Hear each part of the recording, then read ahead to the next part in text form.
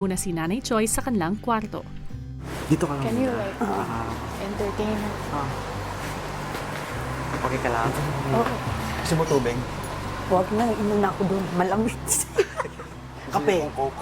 Ha? Kape. Huwag na. Kape. Mamaya Gusto naman. mo? Sige. Kape. Kape eh. Okay ka lang. Okay lang. Kasi yun na kayo muna. Timpla naman sina Mark at Patrick ng kape para kay Nanay Joy. May gusto. Is it for? Kape po. Nalamig nga po dito eh.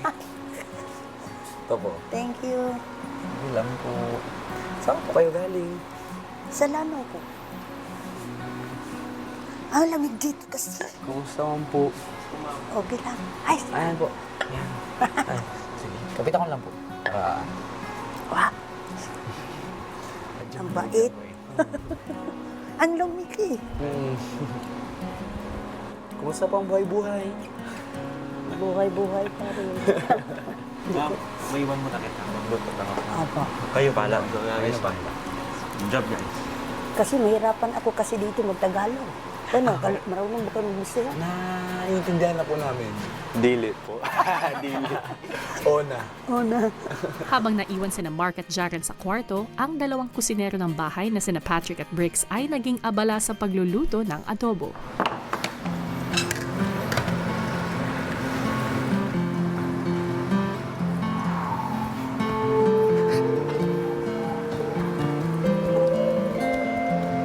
Matapos maghanda ng hapunan, ang ibang boys nagpakilala muna kay Nanay Joy.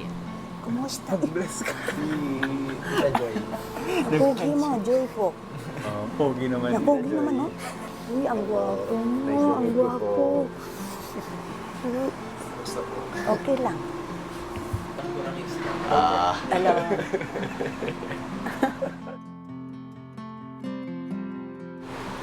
Kasi ang babait nyo at saka ang pupugi. Grabe si Nanay. Bolero. Hindi talaga, totoo naman yan. Nakapunta ako dito, di ko alam bakit. Ayun ako po si Colette. Okay naman. Siguro, no? Si Colette, pag di ko siguro siya binigay, hindi siya nakapag-aral. Kawawa naman siya. Kasi dami kong anak, apat sila. Tapos si Colette yung kanabunso. Bunso po si Colette. Oo, yun. Good intentions naman po ang ano mo. Like, you did it for the best po. Para kay Colette naman. Oo.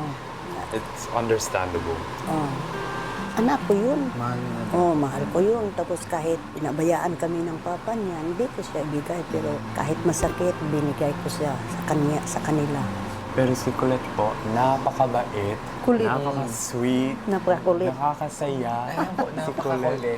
Napakakulit talaga. Kulit talaga. Pero nakakasaya talaga po si Colette. Ang ganda po. You should be very, very proud.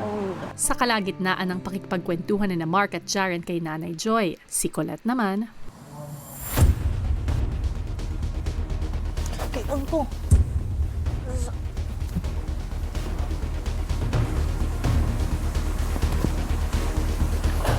Mabait yan si Kulit, yung maliit pa. Iniwan ko yan sa amin.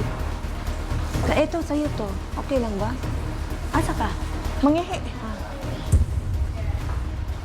Dadaan siya malapit sa boys' room. Tapos nandun yung mama niya sa boys' room. Wow, sarap naman ng kuan. Ng adobo. Nagutom ka? Ha? Nagutom ka? Ay, nako.